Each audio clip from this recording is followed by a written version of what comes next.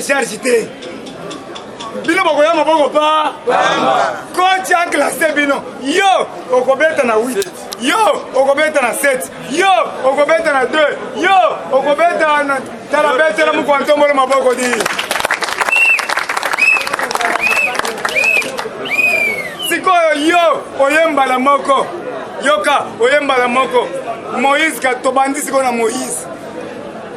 Simani mobimba eza materi kanga na bango tokotika te Moïse aye alobi boye alobi bo pesanga primature avec quel baccalauréat quelle intelligence alobi bo pesanga mini nyonso à Lubumbashi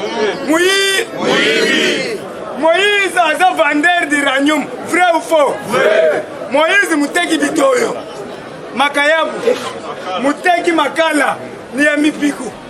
Bazo chabo ya zota na mipiku. Siko ba petit peuple bakoteka ni nini? Moïse, muteki semoule. Moïse, muteki bikalakasa. Muteki ba mesh. Madesu. Ba madesu. Bandakala. Sikoyo, bitoyo bandakala. Yo zoteka biloko nyonso. Peuple congolais koteka ni nini? Le vrai Katangé, bazo benga ngai, balobi biso balupopo nde ba vrai Katangé. Tolobi ki to benga kaya kiwelewe. Yaya bo répéter ayo kango. Bo lobi pourquoi batu ya hivi idepesi baza moto ngai na kokutana na chef de l'état. Tobo. A répondre ngai. Ngande na za moto. Alobi bo finga nanu te, bo zela. Même na landi katumbi. Base la moto te bozela tozo est-ce que biso to fingi mutu biso tozo sans qualification muteki bito muteki makaya muteki maka muteki iranyu omoni iranyu moyo inairumi oyo ezosala bitumba lelo bitumba obozoka États-Unis na Chine eza Moïse Katumbi cha bitumba ya Irak Moïse Katumbi cha bitumba ya Serbie eza iranium ya Chinkolobwe bato bazo s'exploser na Nigeria na Cameroun eza moto wana eza iranium eza moto aza mercenaire vrai ou faux na yango tosengi na notre grand frère Mampi rapport de Mampi tolo senga grand frère tonton Mampi yeke rapide kangela biso Moïse d'ailleurs Moïse aza mundele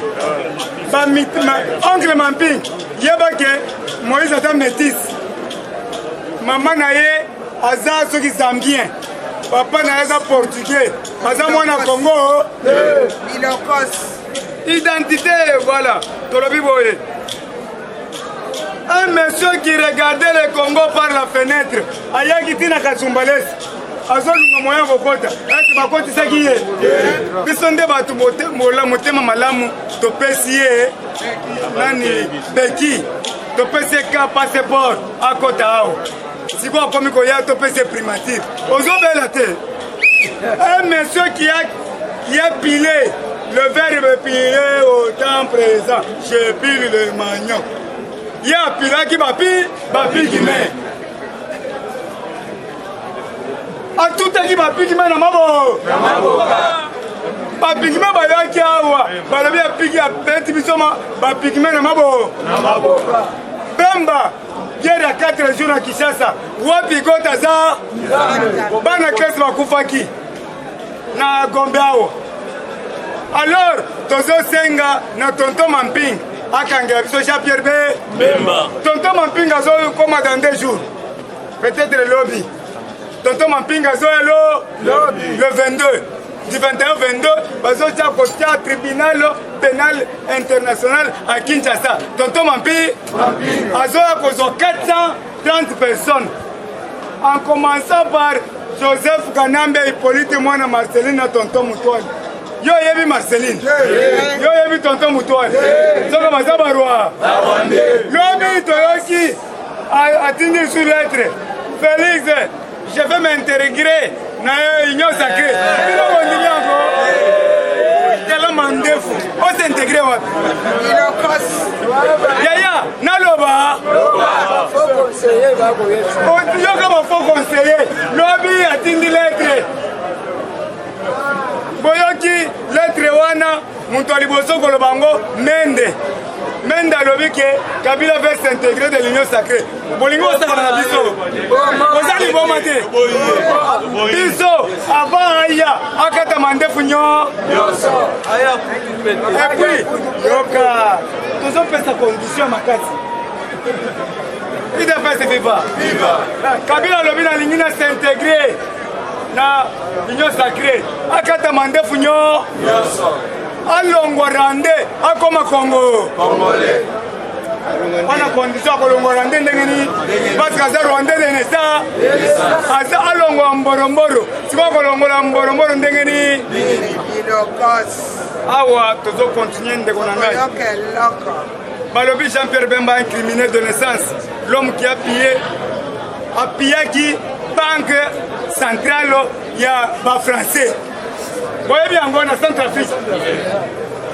Mon topier banque na Centrafrique, Jean-Pierre Bemba. Pascal Nyembo, vendeur de diamants au centre, il y a expertise, il y a matière précieuse. Va libérer pour Nani. Bayebi Sakibiso, que ministre de la Justice, Aza IDPS.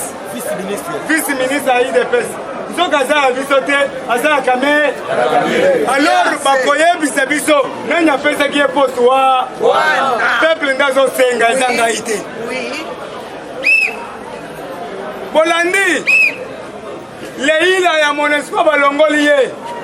J'ai parlé. Les îles à mon espoir Bazongisi, Maman Bintou Ketia, Guinéenne. Asa Guinéenne, ya mwasi Bintou Ketia. Yewana Azoya. Keita, merci. Bintou Keita, Yewana Azoya. Merci beaucoup. On a inauguré comme il y a 4 bateaux de pêche pour Bayango. On a inauguré un bateau au Ezokende la Kisangani, na Bolobo, MP, Luano 1, la nouvelle flotte fluviale. Balobi merci Fatina Kisangani, bateau à Kitoko. Bientôt, Yaya Tolobi Boye, Ngoi Mulunda, Moussala na ye monani, Ngoi Mulunda na 2011 ayebisa kibiso tokolela na munoko wa mboka. Biso pe Tolobi ke yonde okolela munoko wa mboka. Lelo Ngoi Mulunda azana kacha kasapa. Baboyi kutwa samba, bazolika bavoka lobi na yoki bango, baboyi. Bazolongola na kasapa, bazola na Kishasa. Akoye fungule, akobeta 20 ans de prison. Pour asali un tribal, vrai ou faux? Ba bref ezali, butu ya lobi batu babundaki na Kasumbalesa, baluba na baluba ya Katanga, babundi, makasi balubakati na baluba oyo ya Mbujimayi, babundi. Mais bayako comprendre que tozo sala erreur. Balobi totia na se, po bawewa babimaki, ebele, babeti bango sérieusement tina bandako na bango.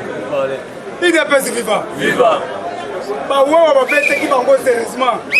Balandi bango tina bapale. Balobi te on cesse le fait. Boyoki bato kingo mwanza balobi Katanga ni ye. Soki bozo sakana biso nde bakatange tokopeta bino. Baluba ifo bavanda. Kimia koti. Mais bakokanga il y a un général batangi déjà comme on a na Lubumbashi. Na gouverneur oya na wesh soki muyesh bazokanga ye. Si la lingette ezala kuna muyeja kimi premier jour sur la lingeta komi muyeja bata mina se ya mesa alobi boye bisa bango kena voyager deuxième jour ayeboye akimi na zobela Parce que l'Afrique du Sud est malade. Pourquoi bazobela kaka Afrique du Sud? Kaba les années Afrique du Sud. Ramaphosa ke moko les sozo balongole la Kinshasa. Aki Afrique du Sud na zobela. Mais pourquoi batu bazobimisa bango? Aner musala yoni. Deuxième azosala musala te. Il faut pas dégager batu nyonso wa DG. Po batu wana ya kabili bazobima ndenge nini? Tozoyoka ke Mabunda Lioko abimaki na mbongo nyonso ya ensemble asombi lupango ya munene na Dubai. Bon abimi na mbongo ndenge nini? Muko ntombolo fongola misu. Banda nano kolongola ba DG ba directeur nyonso ba OCC akala. Ba chef coutumier directeur ya ba DGM ya ba ONATRA ya aéroport bango nyonso balo. Dès qu'on engage toujours continuer. Bayebisaki biso Kabila za Shina Rambo. Lelo ki Shina Rambo eza wapi? Na izo yebisa bino tito koma le 31 bazokanga Kabila. Kwa komi kosenga kota na nyo sacré oya kusala nini? Asala ki politique celle-ci. Balobi koloba lisusu te. Banga nye. Je vais m'intégrer. Français va intégrer. Élection. Nous sommes venus pour souder la relation bilatérale. La relation bilatérale doit être soudée. Attends, moi, on a eu le premier. À quoi le français demande? Batunier, monsieur Kabila, vous êtes de quelle confession? Tantôt Kimbangu, tantôt catholique, tantôt protestant. Attends, mélo, français ninois. Mélangez. Yoga, Batunier, monsieur le président, vous êtes de quelle confession? Au Sambe la Kawa? Tantôt Chimangu, tantôt catholique, mélo, Shangisha. On dit que moi, on a planté. Yo, le va bien. Je suis tantôt catholique, tantôt kimbanguiste, tantôt protestant. Tantôt Kimbangu, tantôt catholique, mélo. Yaya. Ndeba président obune ozese bela bango. Oyo alié pa na bango ba tomate na bumwana. Oza na matama ya kitoko ya fossette. Bozo comprendre kaka te. Visionnaire. Mona ya mukishi. Cassandre. Grand visionnaire. Oyo lobi il faut na consulter, na concerter te. Consulter vient du verbe consulter. Va vers le médecin. C'est le médecin qui consulte le malade. Est-ce que tu consultes qui va te? Tu consultes qui kabunda te? Tu consultes qui va ngonyo? Tout tendance confondue. Na ngo to lebi boye. Mutu moko alobaki ke aza Shina Rambo. Shadari. Lelo où est Shadari? Où est Mende? Où est Papi Tamba? Où est Koko Nyangi? Où est Bitakwira? Où est Denis Kambai? Où est Kalev Mutombo? Kalev Mutombo, Mutombo Mobatu, mais bafundiye. Et pas ya Christopher Ngo. Mwanambo. Ya propre afundiye. Na Muyambo abakisi. Na Frank Jongo abakisi. Alobi Kalev za criminel. Kalev sala kiti yo ya munene. Na fleuve soka tie mobimba ba fongoli mai oketi na fleuve okufi. Alors Kalev aza mutu aliboso akende Guantanamo. Mais avant Kabila kende na Guantanamo, to sengi na communauté na vieux mamping. Tiens biso nanu na zo to futi 1000 francs chacun. Ozo koto beti mbatamo moko. Akende Guantanamo na litama bimbi boy. IDPS viva. Na sengi je merci zawa. Beta biloko. IDPS viva. Yaya, toza kimia. Gardez position. Toko mati 8 heures. Zala nzinga. Soke indi. Biso tokote la kapé. Peuple. Na lobi bo soke indi. Nga jila kokote la paix. Peuple. soki tokobete basote bapolitike tobeti bango ndezo. Merci combattant. Bobete la cordon maboko, bobete la cordon maboko. IDP c'est viva. On t'appelle ça bisoga toujours viva. Tokobango tokobangisa. Tokobangisa. Oye koya. Combattant et combattante bonjour. Parce que tant aux autres misayo kobangisa, il fallait ba policier wana ba sentir été. Ba combattant bazaliawa. Oye ba biso na bango bazali na droit ko protéger biso na biloko na biso. Mais ba acte oyo basali butu biso to sepel nango ata mukete. Il de payer c'est vivre. Parce que Chantini Ngobila a wangana ki le plus loin même na lettre. Alobi ye muta komaki yango tezalaki adjoint na ye. Mais le lot tomboni na imposition da yo kosala ndengwana. Quand même to sepelité. To yo komona ete yene muta bana organiser ba fulu. Awa na minute so botali na bokasa. Ba fulu ezalaki awa ba uti kolongola yango. O ezalaki ya presso.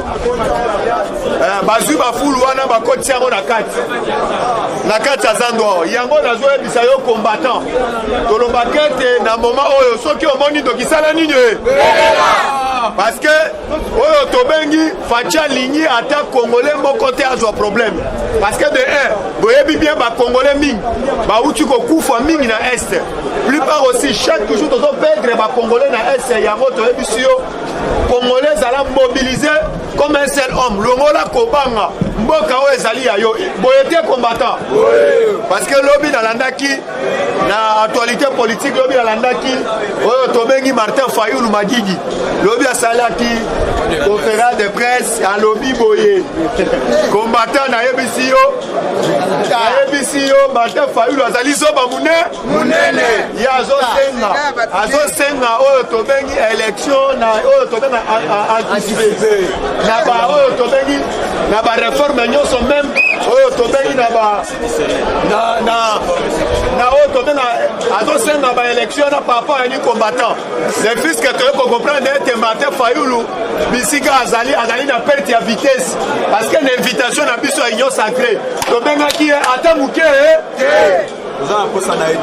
papa lobi pe na landi oyo tobengi conférence de presse ya ndeko na biso Frank Djongo tozoyebisa Frank Djongo tala nsima zonga nini combattant nazoka te tozoyebisa Frank Djongo tala nsima zonga nini lobi asali conférence de presse azoloba ete Jean-Marc Kabund Kabund na Augustin Kabuya basenga Katumbi pardon na Jean-Pierre Mbemba est-ce que bino bolimi yango combattant nazoka te papa nazoyebisa bino lobi tolandi conférence de presse oyo tobengi ya Frank Djongo alobi boye Jean-Marc Kabund Kabund Augustin Kabuya basenga Mbemba na Katumbi pardon yango est-ce que bino bolimi yango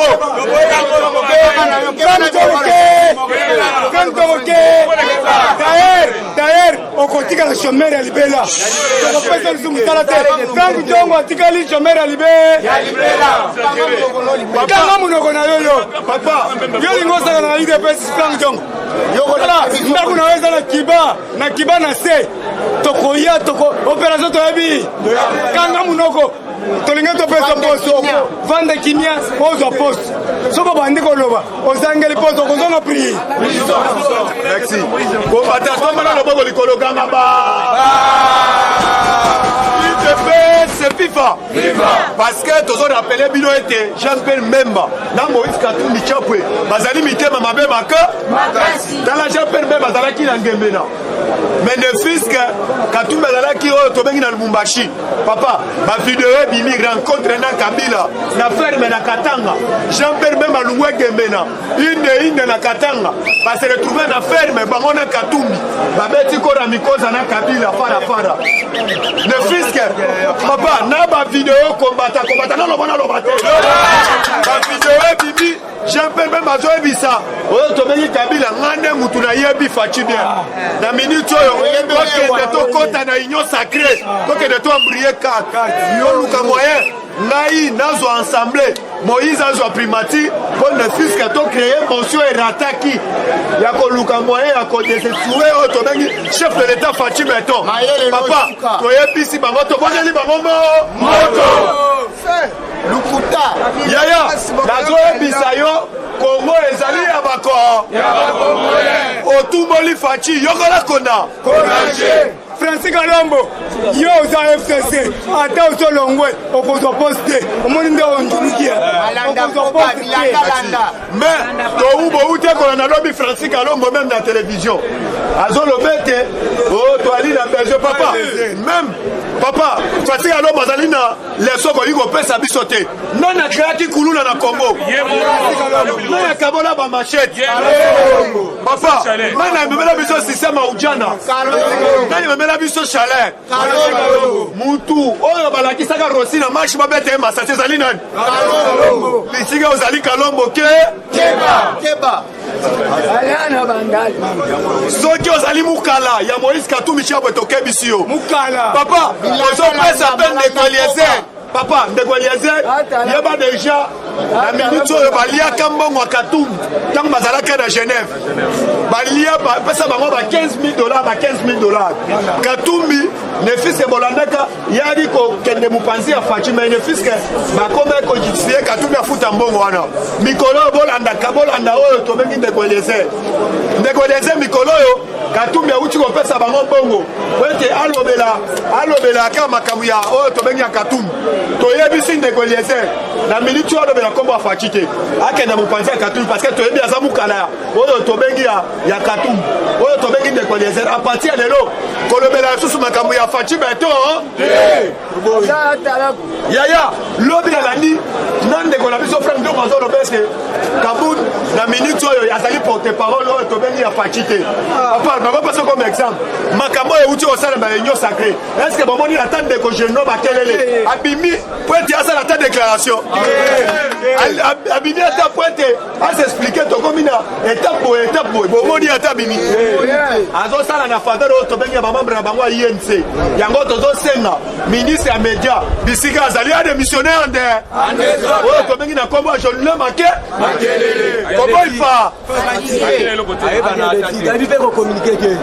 yaya nazoyebisa bino na minute oyo union sacrée lobi badepute ensemble lobi basigne pétition lisusu mpo na ili lukamba kombate bobetela badepute ensemble balobi tokolandaka publike UDPS FIFA balobi biso tokotravaille mpo na intérêt ya mboka awa nayebisi yo ili lukamba deja azali na nzela po ete akamata bisaka na ye akende libanda yaya nazoyebisa yo lobi baexpert na biso oyo tobengi bamédecin na biso na République démocratique du Congo babimisi vaccin mpo na COVID-19 Fachi Beton alobi tokoteka yango monde mobile ezali produit oyo tobengi ya bana mboka yango nayebisi yo muyembe bisika ezali tobolola ye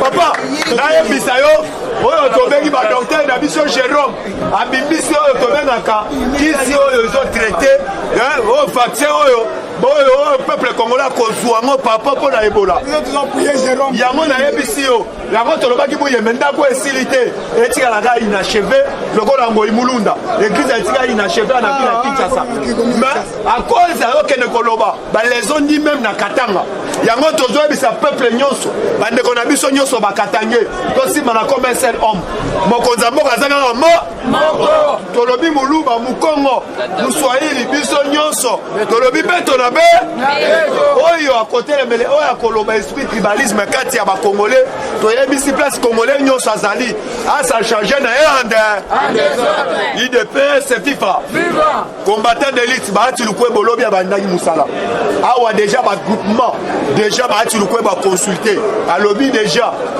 malheur na basalopard UDPS FIFA alobi malheur na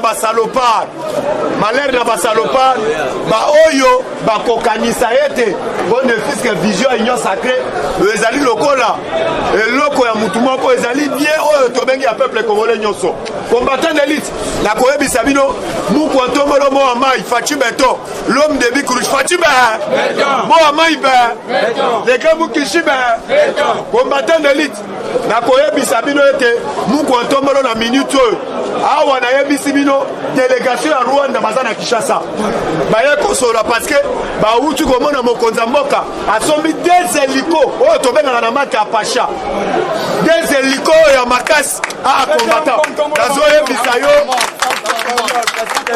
UDPS FIFA combattant parce que FIFA longa na bisayo UDPS FIFA Fachibe Mohamed Ibe les gars Mukishibe les gars Tesfribe combattant balobi otumboli Fachi yokala kona awa na minute oyo Rwanda biliaki bisali nini FARDC alobi pona mboka FARDC alobi pona mboka yako akopudrie oyo tobengi kamwa bambororo nyo mbororo liboso ezali Joseph Ka Shadari oyo tobenga na misu mavo bambororo mususu batiali ya mikolo ba congolais oyo baosala na baintérêt personnel na bango ya liboso ezali Jean-Pierre Mbemba ya mibale Katumbi soka bayebisinga azalaka ita yo mutolo UDPS FIFA combattant d'élite awa na minute oyo nazoyebisa yo muku antomola uti kopesa FARDC balobi biloko oyo pesi biso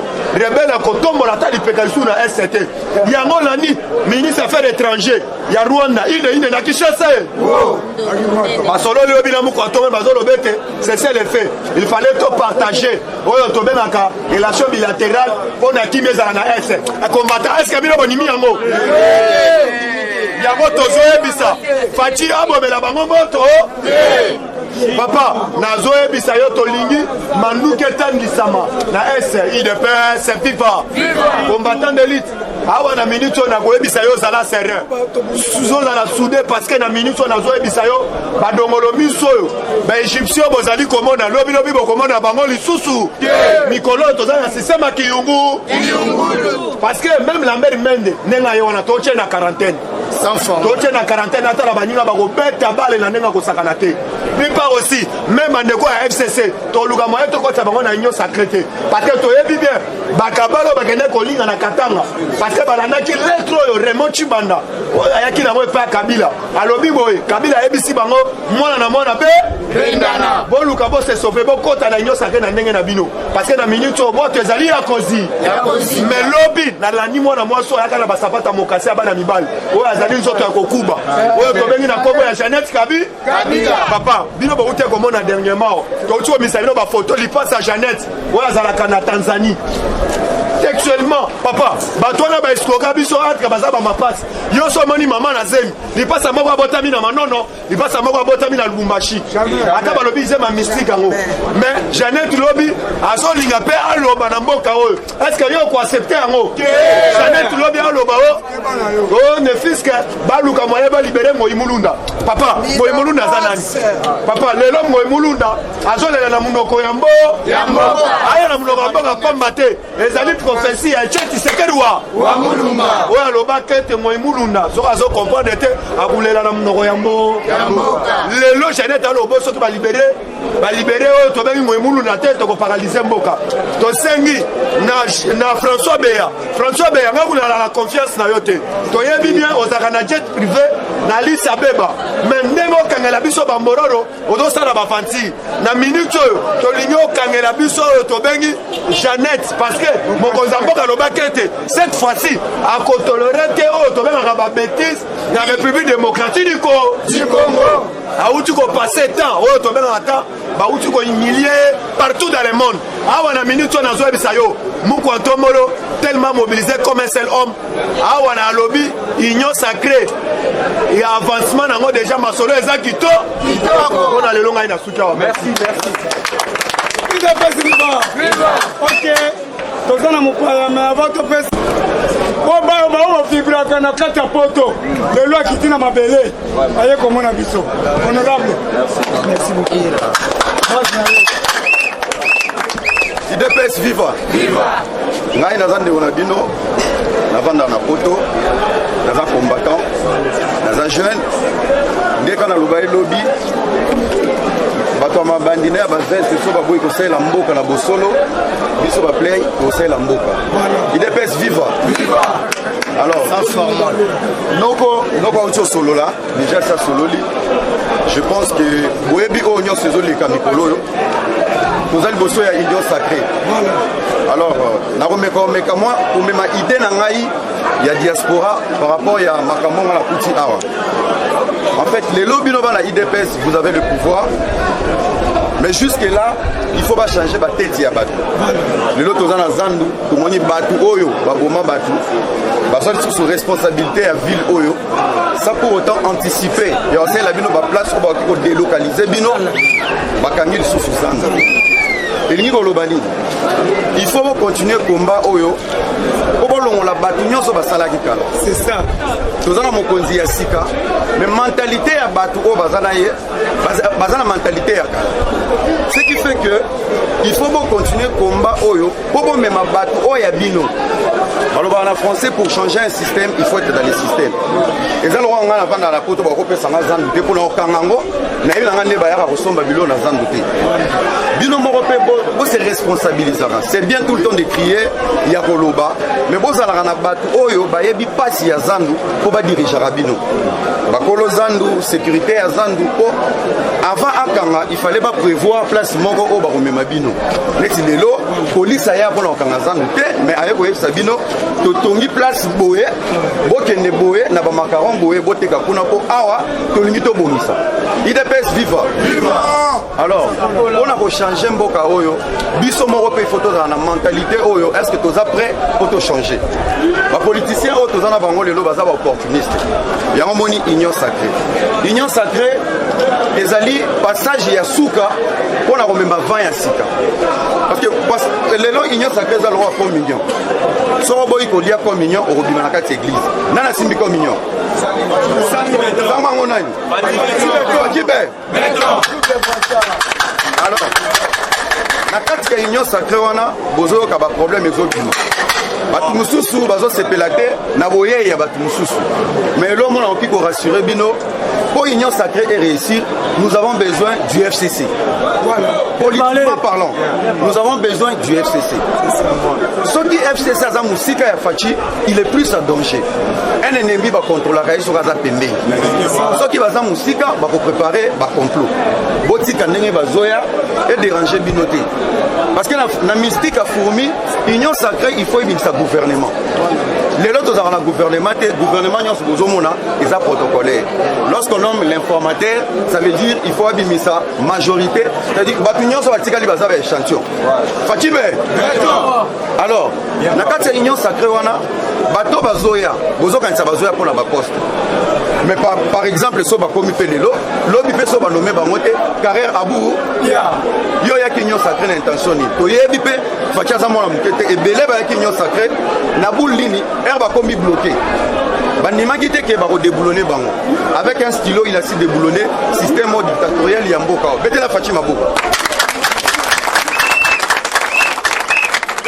alors ngai naza jeunesse oyo ya sika ya diaspora tozalaki na bayaya oyo babandaki komba nakobetela bino mwa briefing boyeba pourkui komba wana ewumelaki nayebandeli komba ezalaki ya solo komba ezalaki ya solo mpe biso tozali na susi na bino me tomipesaki na baconcert na loyenge bakombata oyo ya liboso baye kozwa décision balobi boye tokata nano miziki tose concentre na pasi ya bana kongo parce que kobika na bino lelo économie na bino esimbami na diaspora na western union parce que bao basalaki na mboka oyo économie ezalaki 0 mpe to ya chômage lelo eza 89%.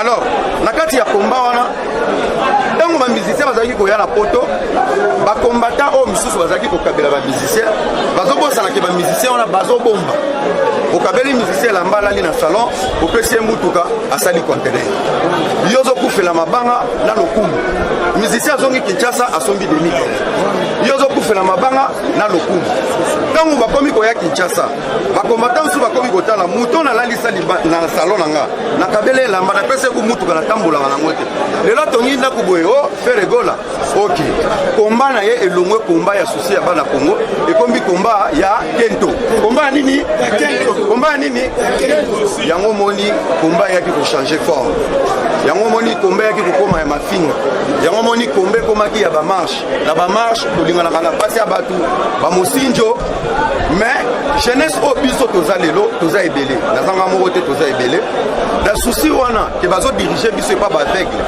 otala lelo union sacrée diaspora ezalaki te tozalaki invité te mais pour le développement ya mboka souci na ngeza boza na posa diaspora et accompagner bino parce que bakini bopeto oyo soki topesi mwana moko ya poto ya solo pe ya mayele akoyeba ndenge nini na kocha bopeto po bango bakoli na bopeto nga nakoli awa na botami awa na Goma nakendeki poto koluka nde toza na souci diaspora oyo ya mayele ba diaspora ya solo il faut bamema ba idée ba diaspora ya solo il faut pas bamema ba CV batika pe kotonda autour ya chef de l'état bato babundaki ezali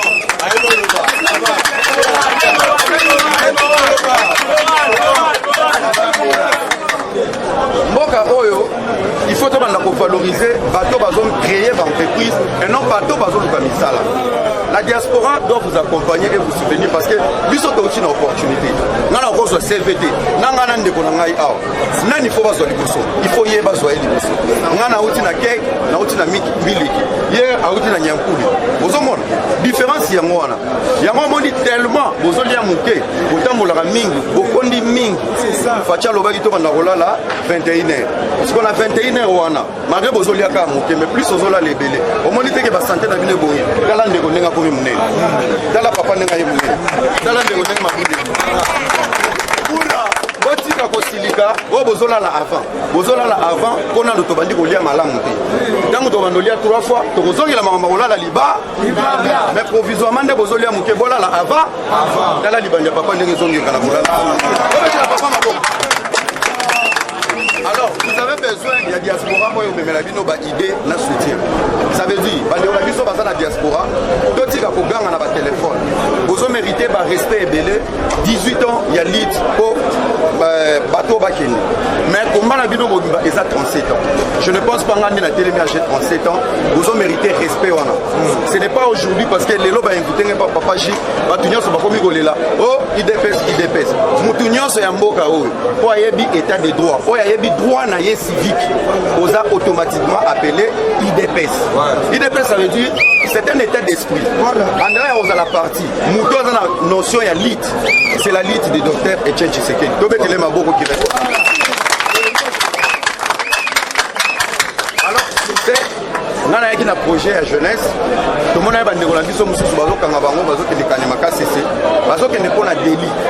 Eli koloba toza mokonzi mboka mo aza na motema ya kosunga toyebi bandeko mosusu na kuluna na bango eloko liboso on doit se poser la question kwani moko ya koexpliquer bino comment voter un élu pour lelo boza ebele awa bozolela fachi FCC gauche droite mais bino pe boza responsable ya ba blocage ko eza na assemblée. Un député a royela yo $500 na $500 wana azoyela yo au motiver bato na quartier pour voter ayeli bino bassin ayeli bino basoso mais si qu'on a voix au bino bozo pesa député wana bozo pesa longévité moko politique il y a 5 ans ça veut dire ceux qui va simba 6000 zo siko 6000 multiplié fois 12 multiplié fois 5 mbongo zo pesa na 5 ans ça veut dire okotika na 5 ans ya piaka mais yo on voit misi mutu moko boyo akobundela rayote boye bara pourquoi il faut voter qui il faut voter ba député mususu bozane awa na zanda azaki koteka awa mais mukolo ba voter akomi na ma campagne ça veut dire à longue place au base des alaki akimi bino pe oyeba susu na bino te vous devez savoir pourquoi voter parce que lelo a to telemi awa ba déboulonner FCC mais bazana droit na bango ya kozala wana banani balekisa bango même si c'était par tricherie une responsabilité ils ont revenir na peuple fois à la vigilance pour na koyeba ba élite nini oye fois pona pour ba défendre ba élite oya prochainement o ba koya eza bato bazokimba na bino boye c'est ça valeur ya moto eza diplôme te valeur ya moto eza oyo zo dégager na motema mboka oyo ekufa na français mboka ekufa na ba docteur bakoma bataba ya ferme ya kinakati IDPS viva. IDPS viva. Alors, vous dans la mayele na bata o ezoya. Tant on va voter Fachi a un programme naé na batu naé. Et belé boza awa, voyez baké, il y a beaucoup de travail tant sur batu baé sabinoté. Botika kokima na ba CV na ba régie des zones ba SNEL, bato a IDPS et belé, bo se préparer dans l'entrée sabino secret, bo ba na déjà kotia makele le bo bon ça ba dossier. Pour ceux qui chef de l'état il y a déboulonné monde entier. Mais ça les a la monde entier. Tous en ambassade na Colombie, tous en ambassade na Mexique, tous en ambassade na Chine, batu wana o Kabila cha, il faut pas ça nini. Bako remplacer ba wana banai. Voilà. Wana pesa misala malamu ko papa ko matamo avion, moi lita maman costume, asa la paix na consulat. Eza bon côté. Misala eza ebelé. Alors, bosi mana maboko, botika division, botika biyoka yoka. Lelo l'IDPS c'est pour la République démocratique du Congo.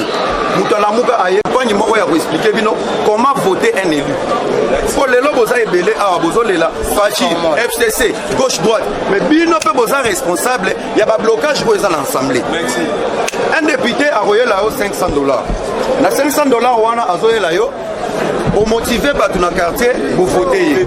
Ayeli bino bassin, ayeli bino basoso. Mais si qu'on a voix au bino bozo pesa député wana. Bozo pesa longévité moko politique il y a 5 ans. Ça veut dire ceux qui va simba 6000. Zosiko 6000 multiplié fois 12, 12 multiplié fois 5. Mbongo zo pesa na 5 ans. Ça veut dire au tika na 5 ans ya piaka mais yo on voit ici mutu moko boyo ko bundela rayote. Boye bara pourquoi il faut voter? Qui il faut voter? Ba député mususu bozane awa na zanda. Azaki koteka awa mais mukolo ba voter akomi na ma campagne. Ça veut dire à longue place au base des alaki akimi bino pe oyeba souci na bino. Vous devez savoir pourquoi voter. Parce que les lois a totelemi awa ba déboulonner FCC. Mais bazana droit na bango ya kozala wana banani balekisa bango. Même si c'était par tricherie, une responsabilité ils ont revenir na peuple. Peuple faut à la vigilance pour na koyeba ba élite nini oye faut pona pour ba défendre. Ba élite oya prochainement au bakoya les abato bazokimba na bino boye. C'est ça. Fallait ya moto za diplôme te. Fallait ya moto za oyo zo dégager na motema. Mboka oyo ekufa na français, mboka ekufa na ba docteur bakoma bataba ya ferme ya kinakati. IDPS viva. IDPS viva. Alors, vous dans la mayele na bata o ezoya. Quand on va voter Fachi a un programme naé na batu naé. Et belé boza awa, voyez baké, il y a beaucoup de travail tant sur batu baé sabinoki. Botika kokima na ba CV na ba régie des zones ba SNEL, bato a IDPS et belé, bo se préparer dans l'entrée sabino secret, bo bana déjà kotia makele le bo bon ça ba dossier. Pour ceux qui chef de l'état il y a déboulonné monde entier. Mais ça les a la monde entier. Tous en ambassade na Colombie, tous en ambassade na Mexique, tous en ambassade na Chine, batu wana o Kabila cha, il faut pas ça nini. Bako remplacer ba wana banai. Voilà. Wana pesa misala malamu ko papa ko matamo avion, moi lita maman costume, asa la paix na consulat. Eza bon côté. Misala eza ebelé. Alors, bosimba na maboko, botika division, botika biyoka yoka. Lelo l'IDPS c'est pour la République démocratique du Congo. Moutalamuka aye ses raconter nous. Le Parlement début a décidé de la raconter nous. Le combat de l'IDPS n'est pas un combat individuel, c'est un combat de la nation et vous méritez beaucoup de bitumba obo lité a bo déboulonné a boko ici batu a lelo to komi devant union sacrée kombeza ya bido mais tant que komi ya ba poste batu ba veste ba ye botika bango l'union sacrée eza kiyungulu ya suka bango moko na mayele muke bazalaki na objectif ezalaki nini nalobaka logo na poto na lobi soki balingi Fachi ya kende il fallait ba accompagner Fachi à ça na kati ya coalition. Pourquoi alingaka kokanyo sauter parce que babebi samboko parce que dans ce pays tout on doit refaire. Même des policiers za na limbisa na soki to bengi ebwe tam susu na kombo na nga ko pa ko komate bacha bandeko ba voyou makambe tout est à refaire. Volonté na ngai c'est plus basé à la jeunesse. Tous à la prête to kene ko sala musala ya malonga ki soda o tozomo na o basakane la ki soda valeur à soda il faut ezonga valeur à policier il faut ezonga mboka oyo nous devons respecter les militaires tozolela na est mais bato ko baza pe responsable ko beba na est bazaka na Kinshasa c'est le seul pays au monde place au kuta immeuble ils est général tant que petit général dans un immeuble mais soda là la vanzala il faut qu'on mette tout en bon on a utaka alors depuis guerre à l'est depuis Fachi au pouvoir information crise économique et continue à Rwanda na minéré peut même crise on des obeta ba officier mususu bazara siko il faut to mituna plus Rwanda zaki kokobuma na est Rwanda zo développer bazo produire plus ba généraux bazo somba ba mapangu awo siko tozo tuna bango bazaki ozo richesse wana wapi na kati ba rapport mapingi wana to fond la parenthèse nous avons des officiers au bazana ba mabulu ya ba or ke ba yebi ke o eza général boye o eza général boye o yebi sanga mutu wana na fond akoluka kimekota facha yebi makambo wana bato wana baza awa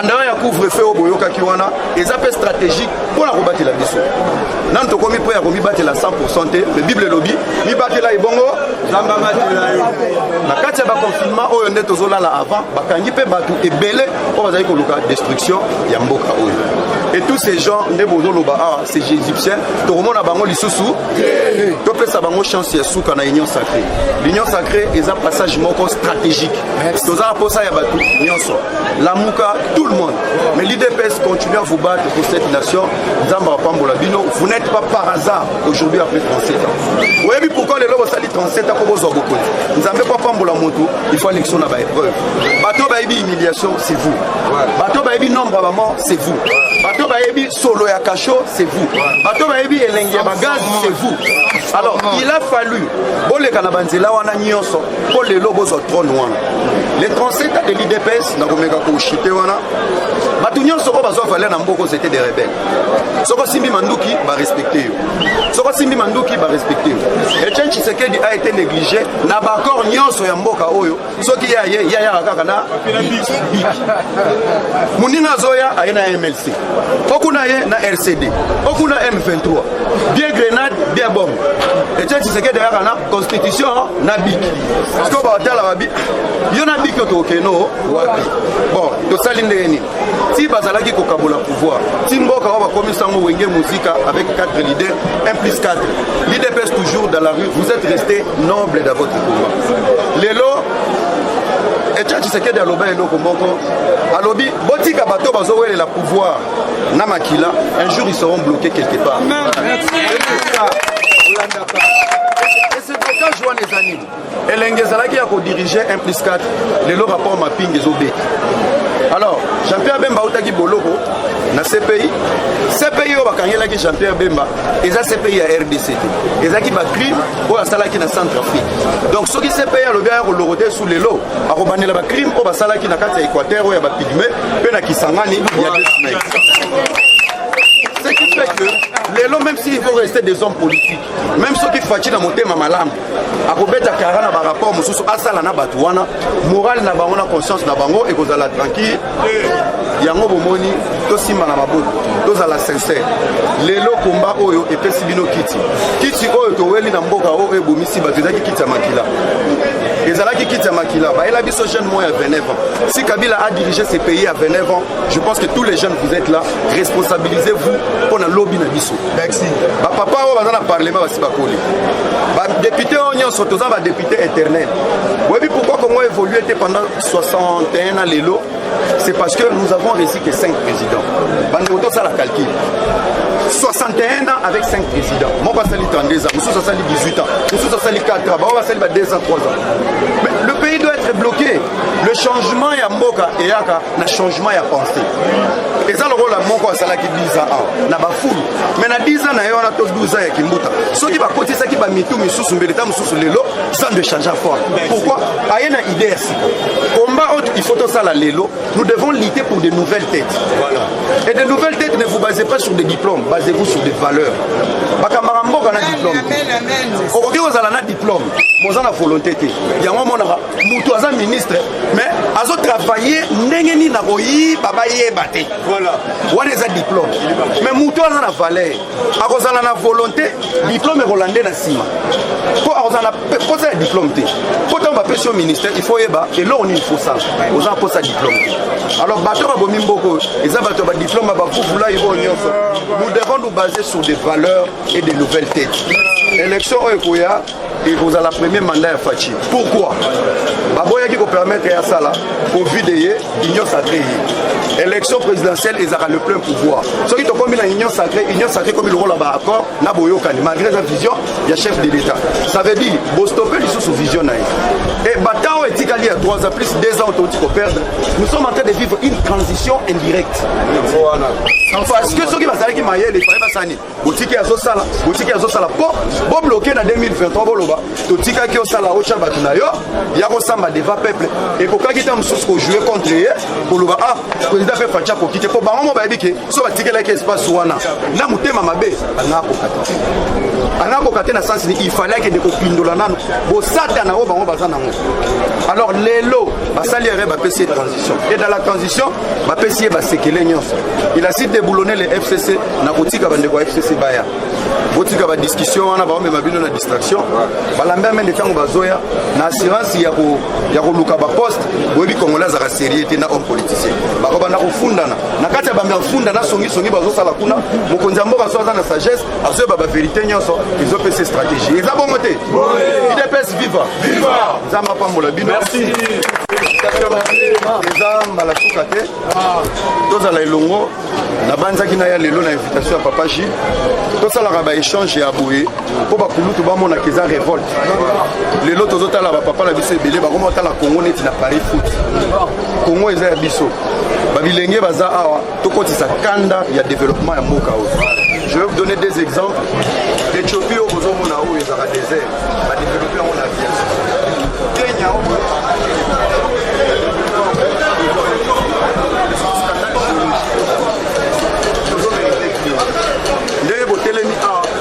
c'est le seul pays au monde les jours où développer Mboka Oyo. Attention, il y a 30 ans comme président. Vous êtes la seule nation où beaucoup voyager dans le monde sans passeport, sans identité. Sur le dit que je suis congolais. Pourquoi? Vous avez uranium, vous avez diamant, vous avez or, vous avez nyonso. Vous n'avez rien à envier dans le monde. Zamba Pamolabino, je vous remercie.